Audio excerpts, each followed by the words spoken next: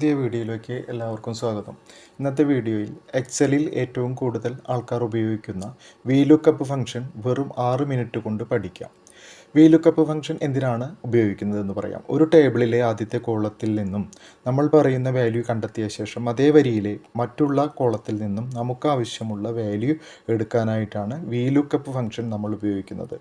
ഉദാഹരണത്തിന് employee name, code, department, job category, salary, ഇങ്ങനെ ഒരു കമ്പനിയിലെ ഡീറ്റെയിൽസ് നമുക്ക് തന്നിട്ടുണ്ട്. സാലറി സ്ട്രക്ചർ, എംപ്ലോയീസിൻ്റെ ഡീറ്റെയിൽസ്.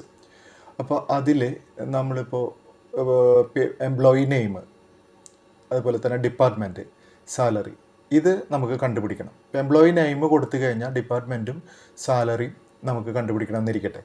അപ്പോൾ നമുക്ക് സഞ്ജീവ് എന്ന് പറയുന്ന ആളെ ഇവിടെ കോപ്പി ചെയ്യാം. അപ്പോൾ നമുക്ക് കോപ്പി ചെയ്തിട്ട് ഡിപ്പാർട്ട്മെൻറ്റ് ആദ്യം നോക്കാം. ഡിപ്പാർട്ട്മെൻറ്റ് VLOOKUP ഫംഗ്ഷൻ നമുക്ക് സ്റ്റാർട്ട് ചെയ്യാം. ഡിപ്പാർട്ട്മെൻറ്റ് കണ്ടുപിടിക്കുക എന്നതിന് വേണ്ടിയിട്ട് ഈക്വൽ ടു VLOOKUP ഫംഗ്ഷൻ എന്ന് പറഞ്ഞതിന് ശേഷം ബ്രാക്കറ്റ് ഓപ്പൺ ചെയ്യുക. അതിനുശേഷം ലുക്കപ്പ് വാല്യൂ എന്ന് പറയുന്നത് D17 എന്ന് പറയുന്ന സെല്ലാണ്. അപ്പോൾ സഞ്ജീവ് എന്ന് പറയുന്ന പേര് നമ്മൾ നെയിം നമ്മളിവിടേക്ക് കോപ്പി ചെയ്തിട്ടുണ്ട്. അപ്പോൾ D17 എന്ന് പറയുന്ന സെല്ല് നമ്മൾ ലുക്കപ്പ് വാല്യൂ ആയിട്ട് സെലക്ട് ചെയ്യുന്നു.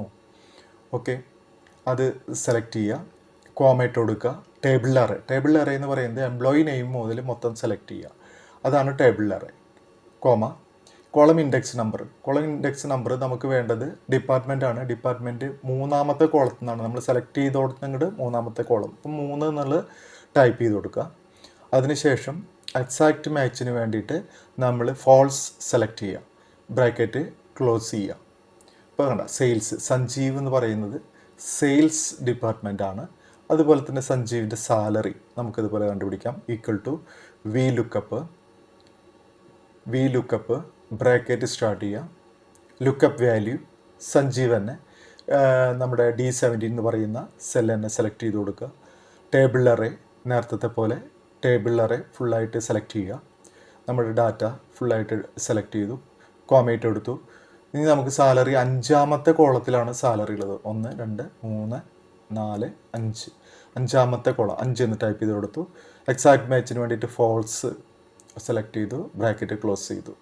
ഇപ്പോൾ സഞ്ജീവ് എന്ന് പറയുന്ന ആളുടെ സാലറി 18,000 രൂപയാണ്. അതാ 18,000 എന്ന് നമ്മൾ നേരെ കാണുന്നു. ഇനിയിപ്പോൾ സഞ്ജീവിന് പകരം വീണ എന്നുള്ളത് നമ്മളവിടെ കോപ്പി ചെയ്യുന്നു. വീണ അക്കൗണ്ട്സ് ഡിപ്പാർട്ട്മെൻ്റ് ആണ്.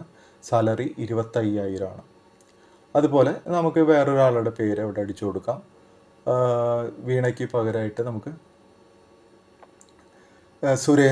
രാജേന്ദ്രൻ എന്ന് രാജ്മോഹൻ ടൈപ്പ് ചെയ്തു. രാജ്മോഹൻ്റെ ബ്രാഞ്ച് മാനേജറാണ്. 40,000 ആണ് സാലറി. അതുപോലെ തന്നെ അടുത്തത് രാജേന്ദ്രൻ എന്ന് ടൈപ്പ് ചെയ്ത് കൊടുത്തു. രാജേന്ദ്രൻ അക്കൗണ്ട്സ് ആണ്. 35,000 ആണ് സാലറി. ഡിപ്പാർട്ട്മെൻറ്റ് അക്കൗണ്ട്സ് ആണ്. 35,000 ആണ് സാലറി. ഇതേപോലെ നമ്മളിപ്പുറത്ത് നെയിം, കോഡ്, ഡിപ്പാർട്ട്മെൻറ്റ് ഉണ്ട്. അതിൽ നമ്മൾ നെയിം കൊടുത്തു കഴിഞ്ഞാൽ കോഡും ഡിപ്പാർട്ട്മെൻറ്റും നമുക്ക് കിട്ടണം. അപ്പോൾ നമ്മളിവിടെ ഇതിൽ ഇപ്പോൾ നമ്മൾ ഒരാളുടെ പേര് മാത്രമേ സെലക്ട് ചെയ്തുള്ളൂ. ഇവിടെ ഓരോരുത്തരുടെ പേര് നമുക്ക് മാറ്റി അടിക്കുകയാണ്. ഇപ്പോൾ നമ്മളിവിടെ ഒരു 4-5 ആൾക്കാരുടെ പേര് നമുക്ക് ഒരുമിച്ച് സെലക്ട് ചെയ്യണം. അതിന് വേണ്ടിയിട്ട് equal to VLOOKUP function bracket open ചെയ്തു. ലുക്കപ്പ് വാല്യൂ നമ്മൾ G2 എന്ന് പറയുന്ന സെല്ല് സെലക്ട് ചെയ്തു.